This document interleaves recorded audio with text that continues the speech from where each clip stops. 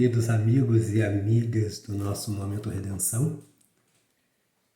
Mais uma vez aqui com vocês, trazendo para as nossas reflexões um tema que está contido na Revista Espírita de Allan Kardec, o Jornal de Estudos Psicológicos, do ano de 1863, do mês de junho de 1863. E é a primeira matéria da revista nesse mês de junho de 63, de 1863, trata exatamente do princípio da não retrogradação do espírito. Do princípio da não retrogradação do espírito, ou seja, o espírito não regride. As conquistas por ele efetuadas não se perdem. O que ele avança em inteligência e moralidade não permite, porque a lei é de progresso, a sua retrogradação. Esse é um tema de extrema importância que Allan Kardec aborda e traz para nós com toda a clareza e que absolutamente elimina qualquer possibilidade de caminharmos naquela lógica que Jean-Baptiste Rousseau vai trazer na sua malfadada obra Os Quatro Evangelhos, trazendo a ideia de uma retrogradação dos espíritos, onde ele supõe, diz na sua estranha obra, que os espíritos são feitos perfeitos por Deus e quando erram, quando vêm a falir, são então jogados para encarnar-se em mundos materiais. Esse é um equívoco tão grande que aí nós temos essa matéria linda de Kardec na Revista Espírita de junho de 1863, tratando do tema do princípio da não retrogradação, para que não reste dúvida nas mentes e corações sãos. Então vamos lá. Vamos fazer a nossa prece, vamos nos conectar ainda mais com Jesus, com os benfeitores espirituais que trabalham em prol dessa causa, que é a causa do Espiritismo, codificado por Allan Kardec, que surge como doutrina no ano de 1857, na França, com o lançamento de O Livro dos Espíritos, em 18 de abril de 1857. Senhor Deus, Pai de infinita misericórdia, querido Mestre Jesus, benfeitores espirituais do nosso Grupo Espírita Redenção, que nos fortaleçam para uma exposição clara de um estudo interessante e profundo e que os corações que nos ouvirão possam acolher e raciocinar sobre o tema, passando pelo crivo da sua própria razão, para que tenhamos um melhor entendimento diante da vida. Que assim seja. Vamos então do princípio da não retrogradação do espírito. Iniciamos então lá com Allan Kardec. Tendo sido várias vezes levantadas questões sobre o princípio da não retrogradação dos espíritos, princípio diversamente interpretado, vamos tentar resolvê-las. O Espiritismo quer ser claro para todos e não deixar aos seus futuros seguidores nenhum motivo para discussão de palavras. Por isso, todos os pontos suscetíveis de interpretação serão elucidados sucessivamente, fala Allan Kardec. Os espíritos não retrogradam no sentido de que nada perdem do progresso realizado. Podem ficar momentaneamente estacionários, mas de bons não podem tornar-se maus, nem de sábios ignorantes. Tal é o princípio geral que só se aplica ao estado moral e não à situação material, que de boa pode tornar-se má, se o espírito a tiver merecido.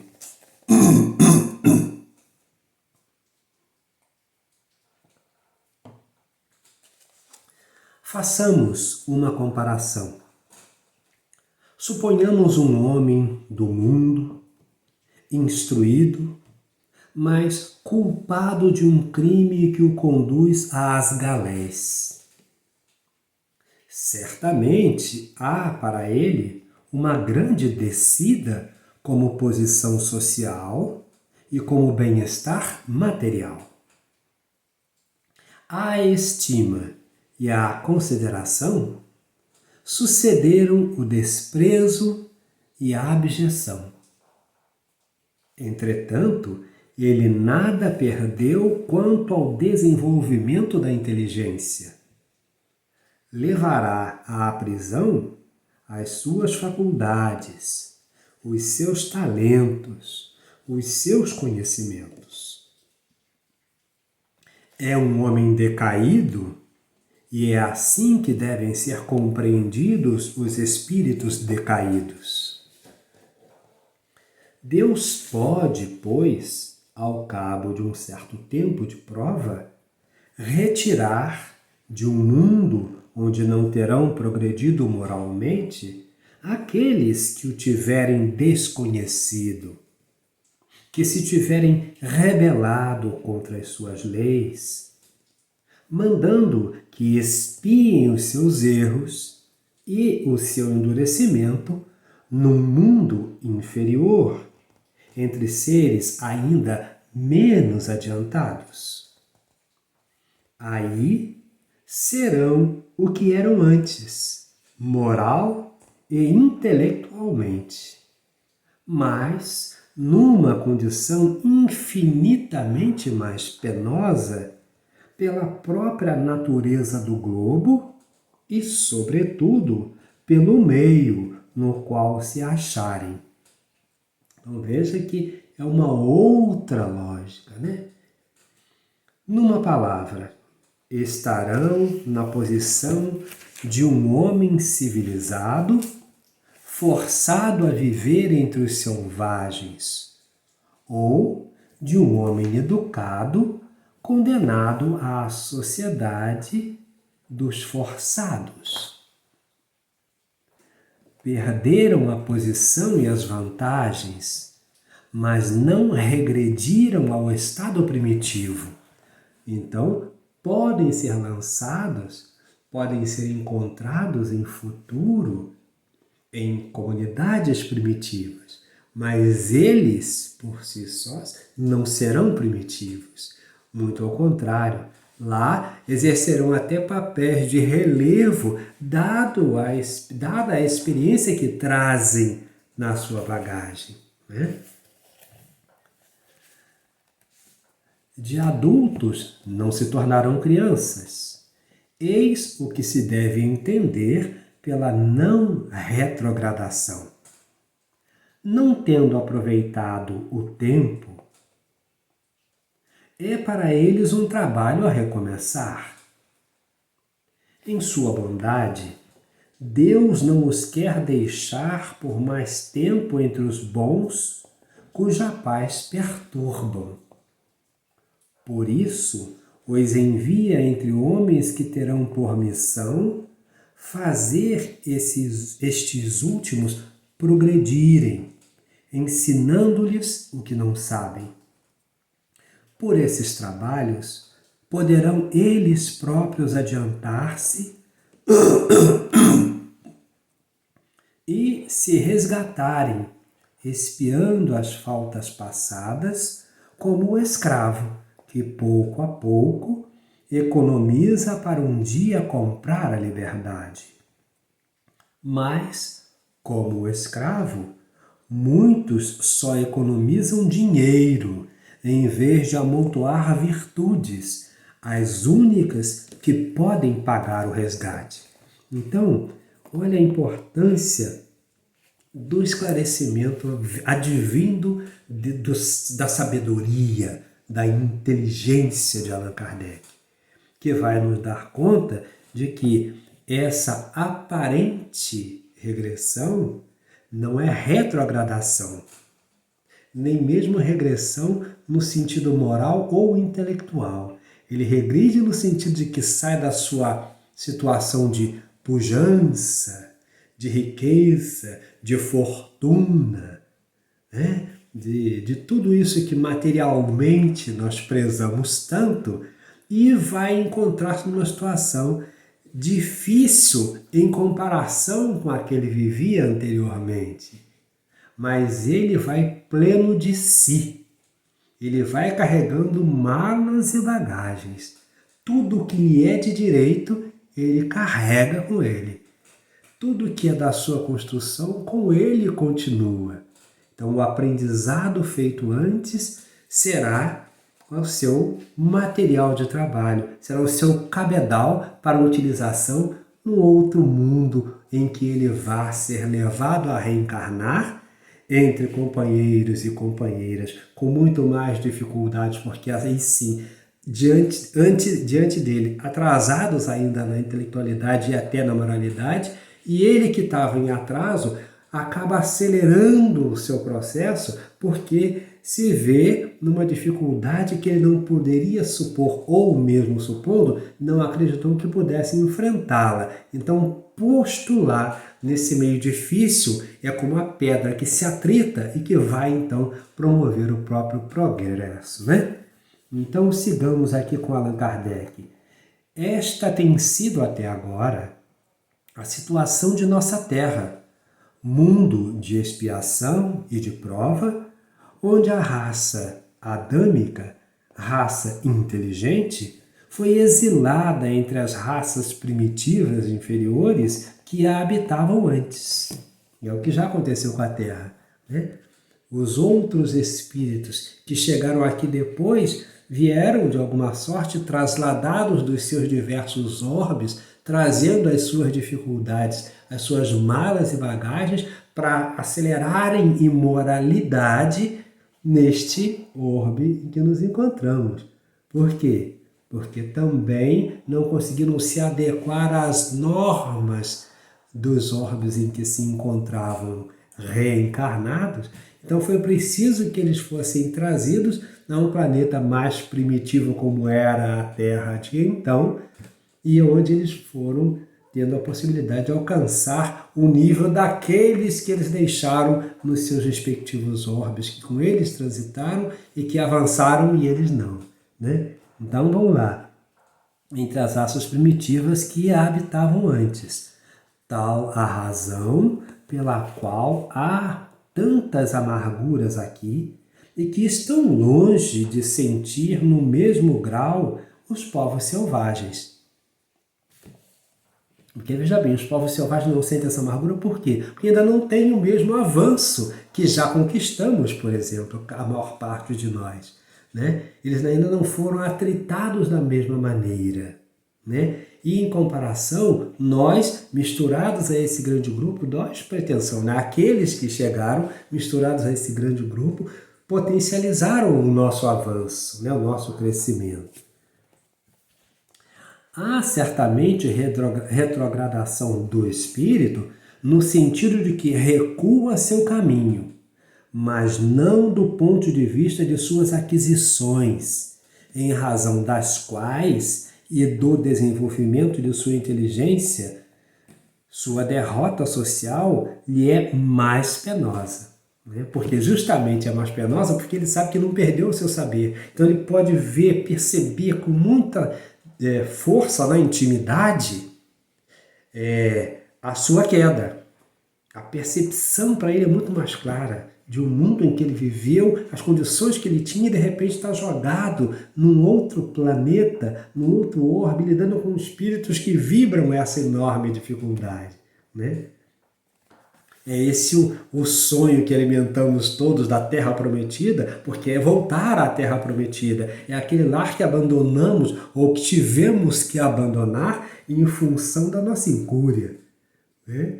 Então, perdemos aquela oportunidade, mas não definitivamente. Essa aqui é a grande questão. É assim que o homem do mundo sofre mais no meio abjeto do que aquele que sempre viveu na lama. Não é isso?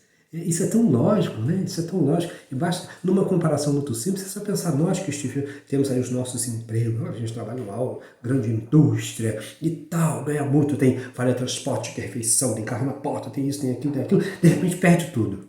Perde tudo. Você não perde o saber, você só perdeu a sua posição social. E nós vamos observar que na vida, no dia a dia, nós acabamos sendo testados nesse processo.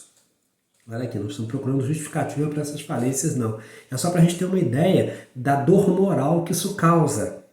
Em que nível, quando nós então somos retirados deste planeta em que vivemos com os nossos pares, já num certo nível de entendimento, de elaboração, e de repente somos colocados porque não quisemos seguir o padrão de avanço proposto, somos colocados num planeta, num mundo onde todos pensam daquela maneira que eu ainda estou pensando. Aí eu me toco que eu estava só teimando. Olha que bobagem, eu estava jogando fora o meu tempo, perdendo um pouco de tempo, porque não queria seguir regras e tratados de filósofos e sábios. E aí eu sou jogado lá. Quando eu sou jogado lá, eu acordo, meu Deus do céu, perdi muita coisa. O que eu estou fazendo aqui? Isso não é para mim, eu quero voltar para o meu paraíso. Olha como é que isso vai nos ferir mais imediatamente, mais justamente e com mais profundidade, sem que tenhamos regredido moral ou intelectualmente. Porque o meu aprendizado não se perde. Eu, como espírito, não perco o que sei.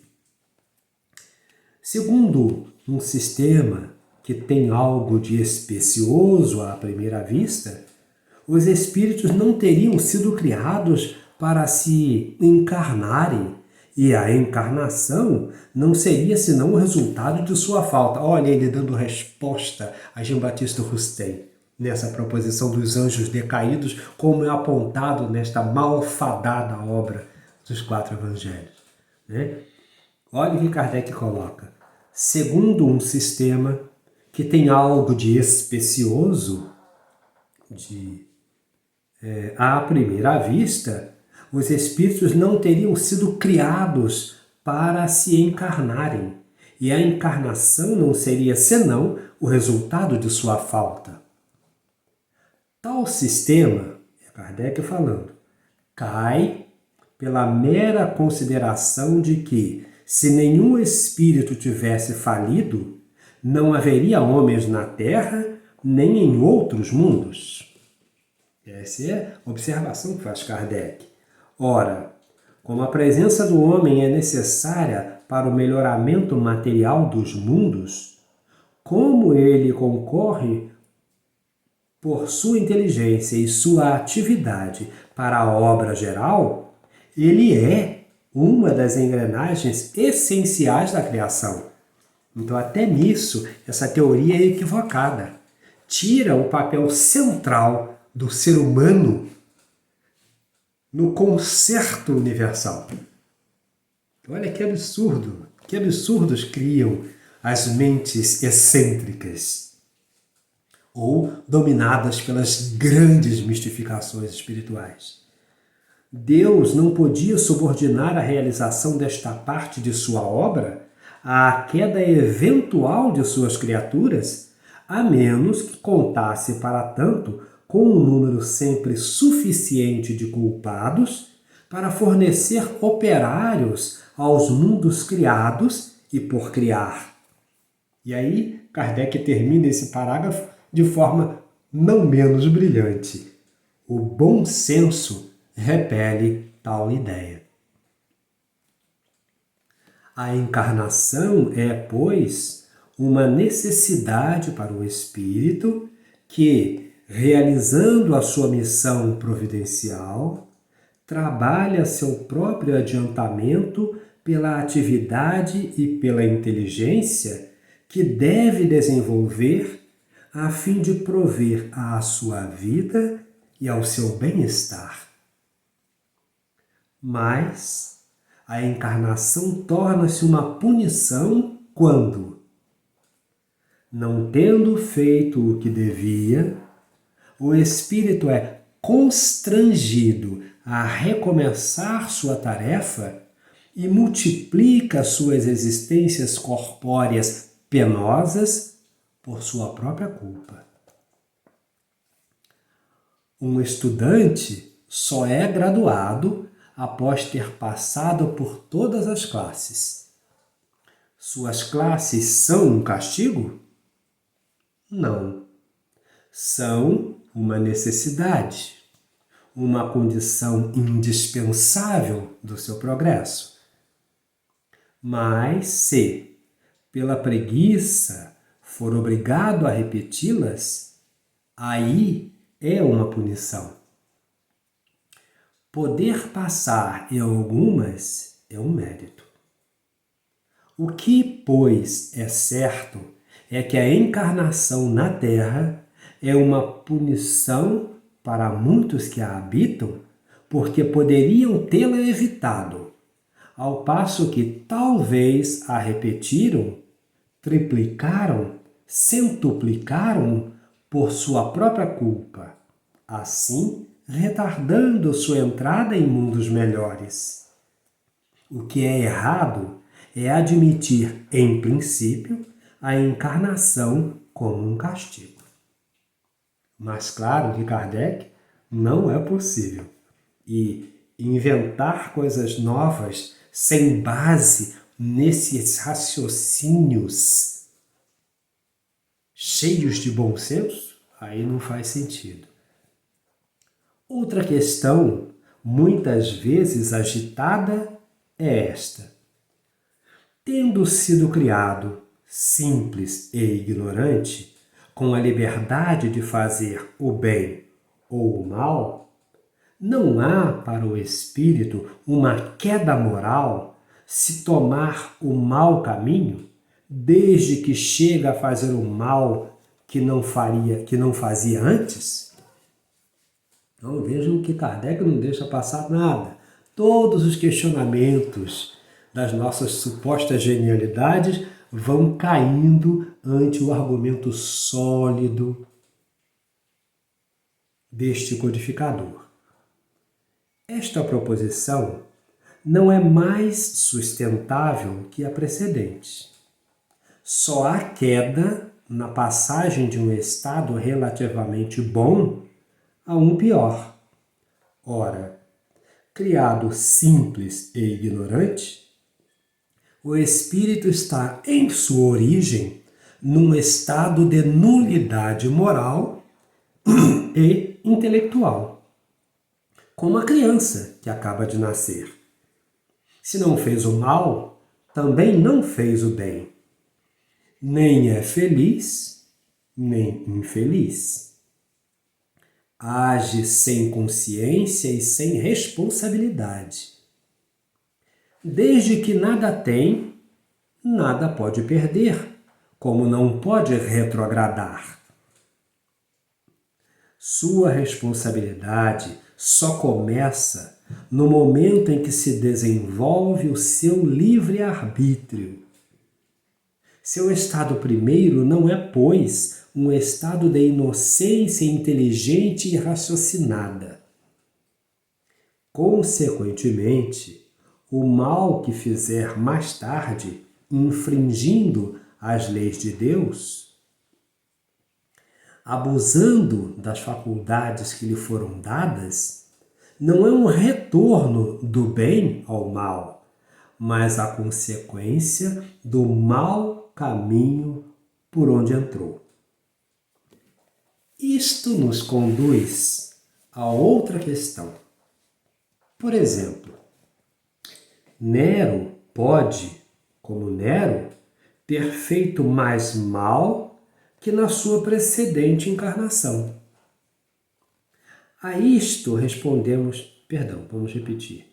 Isto nos conduz a outra questão. Por exemplo, Nero pode, como Nero, ter feito mais mal que na sua precedente encarnação?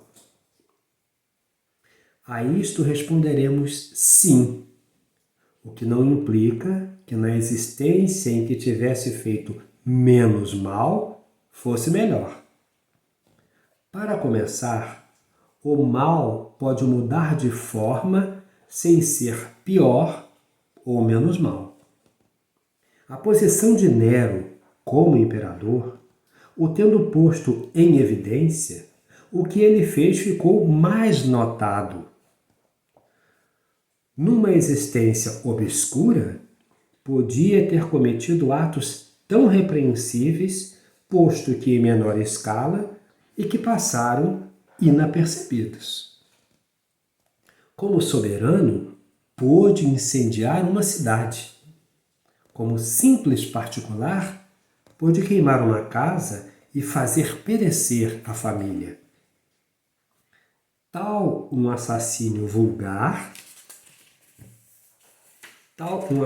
vulgar que mata alguns viajantes para os despojar. Se estivesse no trono, seria um tirano sanguinário, fazendo em grande escala o que a posição só o permite em escala reduzida. Então, essas linhas de raciocínio, essas reflexões a que Kardec nos vai conduzindo, fazem a beleza dessa doutrina e explicitam para cada um de nós a beleza dessa inteligência chamada Allan Kardec, deste homem inteligentíssimo que é Allan Kardec. Considerando a questão de outro ponto de vista, diremos que um homem pode fazer mais mal numa existência que na precedente, mostrar vícios que não tinha, sem que isto implique uma degeneração moral. Muitas vezes são as ocasiões que faltam para fazer o mal, quando o princípio existe latente. Muitas vezes são as ocasiões que faltam para fazer o mal, quando o princípio existe latente. Vem a ocasião e os maus instintos se descobrem. A vida ordinária nos oferece numerosos exemplos. Tal homem, que era tido como bom, de repente revela vícios que ninguém suspeitava e que causam admiração. É simplesmente porque soube dissimular ou porque uma causa provocou o desenvolvimento do mau germe, mas esse germe existia. Veja que é desenvolvimento, não é surgimento, é desenvolvimento. É bem certo que aqueles em quem os bons sentimentos estão fortemente arraigados não têm nem mesmo um pensamento do mal. Quando tal pensamento existe, é que o germe existe.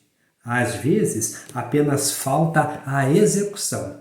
E aí nós voltamos uma vez mais à ideia desses anjos decaídos de que se vale equivocadamente Jean Baptiste Cousteau para a sua proposição absurda da retrogradação. Porque se fossem espíritos perfeitos, jamais retrogradariam.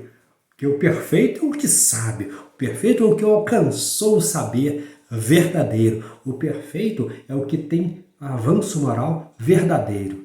Então, se fossem criados puros, não teriam nada disso, porque então não é deles, não é produção própria, é herança, essa dada por Deus. Então ficaria sem sentido, inclusive essa lógica de espíritos perfeitos de berço, no nascedouro.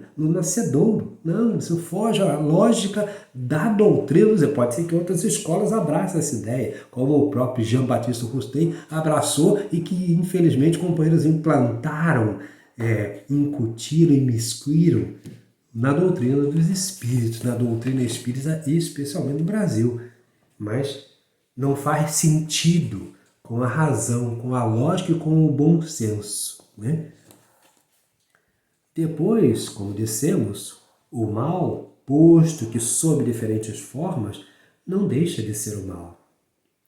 O mesmo princípio vicioso pode ser a fonte de uma porção de atos diversos provenientes de uma mesma causa.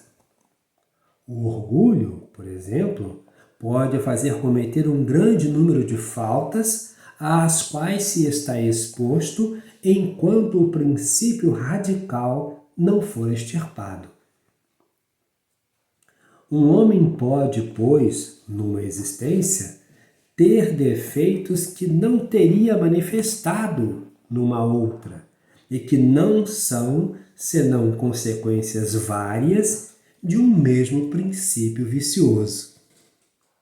Para nós, Nero é um monstro porque cometeu atrocidades. Mas é crível que esses homens pérfidos, hipócritas, verdadeiras víboras que semeiam o veneno da calúnia, despojam as famílias pela astúcia e pelo abuso da confiança, que cobrem suas torpezas com a máscara da virtude para chegarem com mais segurança a seus fins e receberem elogios quando só merecem a execração, é crível, dizíamos nós, que valham mais do que Nero? Certo que não. Serem reencarnados num Nero, para eles, não seria uma regressão, mas uma ocasião para se mostrarem sob nova face. Assim, exibirão os vícios que ocultam, ousarão fazer pela força o que fariam pela astúcia. Eis toda a diferença. Mas essa nova prova não lhes tornará o castigo senão mais terrível se, em vez de aproveitar os meios que lhes são dados para reparar, deles se servem para o mal. Entretanto, cada existência, por pior que seja, é uma ocasião de progresso para o espírito. Ele desenvolve a inteligência, adquire experiência e conhecimentos que, mais tarde, o ajudarão a progredir moralmente. Então, amigos e amigas queridas, esse é Allan Kardec, falando do princípio da não retrogradação do espírito na Revista Espírita de junho de 1863, no seu primeiro artigo. Voltem lá. Que Jesus nos abençoe, que a paz dele esteja presente nos nossos corações e que tenhamos olhos de ver, ouvidos de ouvir. Mas, como costuma dizer o companheiro Sérgio Aleixo nas suas lives, vamos estudar, vamos ler, vamos conhecer para saber. Muita paz, um beijo nos corações. Graças a Deus.